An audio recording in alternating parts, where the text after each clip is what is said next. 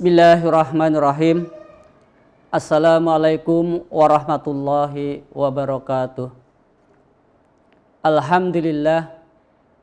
Alhamdulillahi rabbil alamin. Wal aqibatu lil muttaqin. Wala udwana illa ala dhalimin. Innallaha la yudhi'u ajral muhsinin. Asyhadu an la ilaha illallah wahdahu la syarikalah.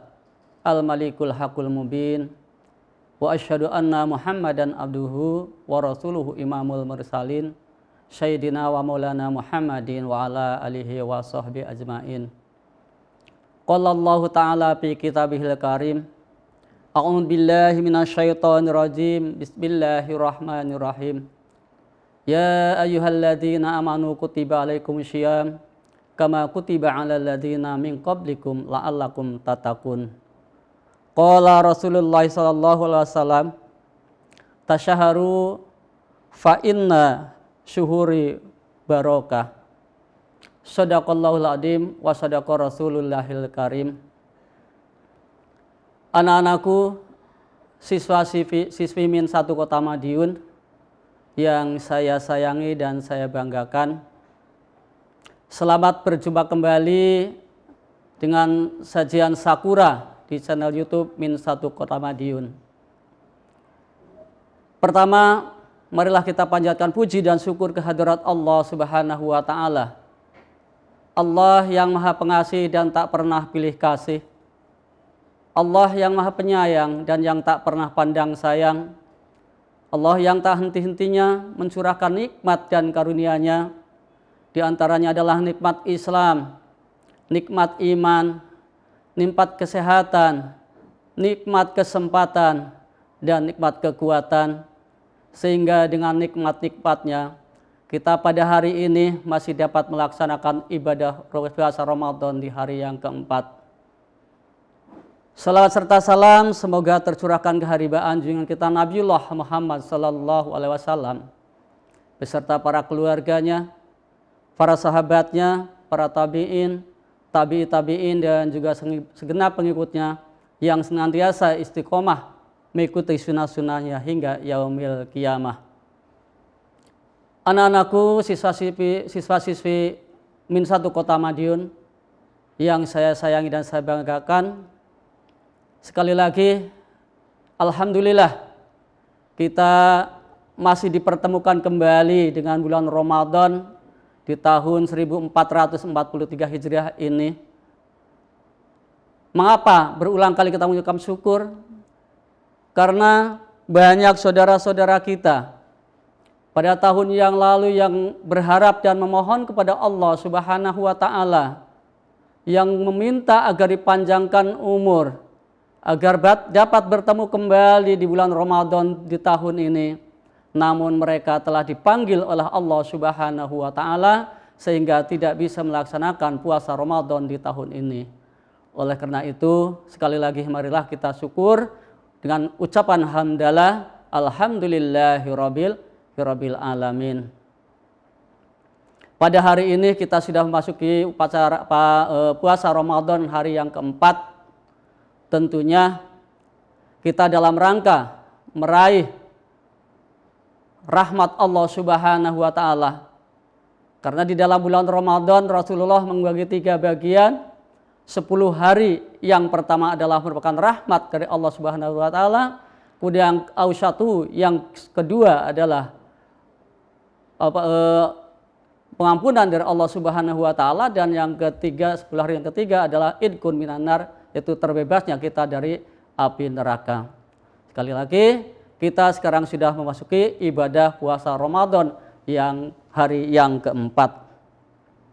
Anak-anakku yang saya hormati dan saya banggakan, tentunya melaksanakan ibadah puasa Ramadan banyak yang dirasakan, terutama adalah lapar di siang hari karena kita mengekang tidak makan dan tidak minum mulai terbit fajar hingga terbenamnya matahari. Maka Rasulullah menganjurkan kepada kita agar kita makan sahur terlebih dahulu sebelum kita melaksanakan ibadah puasa Ramadan. Walaupun di dalam kita melaksanakan ibadah puasa ini kita kuat tanpa sahur, namun kalau kita puasa tidak sahur, tidak mendapatkan kesunahan apa yang diperintahkan oleh Rasulullah Sallallahu Alaihi Wasallam. Jadi sahur ini adalah sangat penting kita lakukan, sehingga Rasulullah bersabda, tasaharu fa inna fi suhuri barokah. Makanlah sahur kalian, dalam makan sahur terdapat barokah. Nah, mudah-mudahan dengan diawali dengan makan sahur ini, puasa kita mendapat keberkahan dari Allah Subhanahu wa taala, dan di amalan-amalan kita sebulan Ramadan ini bertambah kebaikannya. Adapun keutamaan di dalam makan sahur, yang pertama adalah waktu sahur merupakan waktu yang baik untuk memohon ampun kepada Allah Subhanahu wa taala. Di dalam sebagian riwayat dikatakan bahwa Allah itu akan mengabulkan segala doa yang dimohonkan oleh hambanya, dan akan memberikan apa yang diminta oleh hambanya di sepertiga malam yang terakhir. Sehingga makan sahur ini adalah merupakan sepertiga malam yang terakhir. Untuk itu marilah banyak-banyak berdoa ketika kita makan sahur ini, sehingga apapun yang dimohonkan oleh kita, yang diminta oleh kita, Allah akan mengabulkannya. Kemudian yang kedua, di dalam sahur ada keberkahan. Seperti tadi yang sudah saya sampaikan di dalam hadis Rasulullah, tahasaharu fa inna fi suhuri barokah. Diriwayatkan oleh hadis riwayat Ahmad, Nabi Muhammad SAW bersabda, bersahur adalah suatu keberkahan, maka janganlah kamu meninggalkannya walaupun hanya dengan seteguk air. Nah, ini anak-anak, jadi walaupun hanya seteguk air atau sesuap nasi, maka kita tetap harus menjalankan atau melaksanakan sahur. Karena ini adalah merupakan sunnah Rasulullah, sehingga kalau kita melaksanakan berarti kita mendapat pahala tambahan dari ibadah sahur ini. Dan yang ketiga adalah mendapat doa dari para malaikat. Malaikat dan Allah bersolawat kepada orang-orang yang melaksanakan sahur.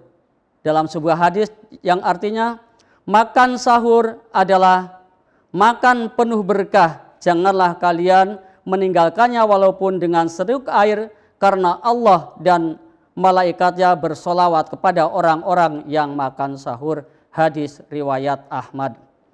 Anak-anakku yang saya hormati, demikianlah manfaat dari makan sahur yang apabila kita laksanakan, maka kita akan mendapat keberkahan, akan dikabulkan doa-doanya oleh Allah Subhanahu wa taala. Kemudian kalau kita tinjau dari segi kesehatan, makan sahur adalah yang pertama sangat efektif untuk menjaga kadar glukosa saat puasa dan membantu mencegah hipoglikemia pada pasien diabetes. Ini manfaat sahur bagi kesehatan. Ya. Jadi akan menjaga kadar glukosa, kadar gula kita pada penderita diabetes. Yang kedua, mencegah kelelahan dan membantu meningkatkan daya ingat dan konsentrasi. Ya. Kenapa? Kalau kita tidak sahur, kalau kita di siang harinya adalah perut kita kosong, maka akan merasa lelah. Ya. Maka anak-anak bohong kalau ada orang yang mengatakan puasa itu tidak lapar, tidak haus, itu tidak benar. Justru puasa itu kita merasa haus karena tidak makan dan minum. Untuk itu, untuk menambah kekuatan kita, mencegah kelelahan kita, ayo makan sahur dengan sebaik-baiknya. Kemudian yang ketiga adalah mengurangi rasa lapar ya, di siang hari, terutama jika sahur terdiri dari karbohidrat yang kompleks seperti kentang, nasi, dan sebagainya. Inilah yang dibutuhkan oleh tubuh kita, sehingga kita walaupun berpuasa, kita tetap bertenaga, tidak mengalami kelelahan yang berlebihan. Yang selanjutnya dalam manfaat sahur bagi kesehatan adalah makan sahur yang sehat dan berbagai bergizi membantu mencegah sakit kepala akibat leukemia dan dehidrasi. Ya. Apa itu hipoglikemia itu? Hipoglikemia itu adalah merupakan penurunan gula darah ya, di bawah normal, sehingga kita akan cepat merasa lelah, pusing dan lain sebagainya, dan juga akan memicu dengan timbulnya penyakit yang lain.